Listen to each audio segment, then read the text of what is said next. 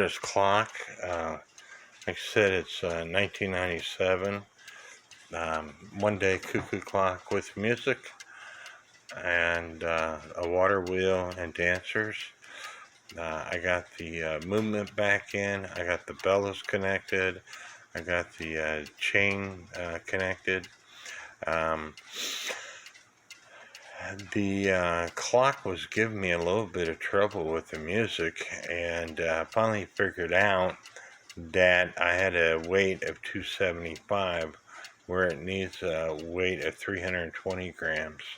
And the clock was bought brand new with two 320 gram weights and one 275 gram weight, which makes no sense to me. But I picked the wrong weight up when I connected it to the music, and I finally figured out that I needed a heavier weight. The Cuckoo Clock Repair Guide says one day clock with music requires 320 grams of weight.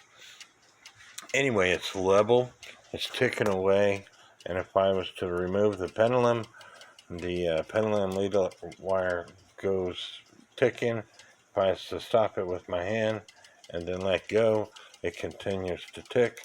So that means that this clock with the pendulum on will continue to tick. So we're going to leave it running for a day and see what happens.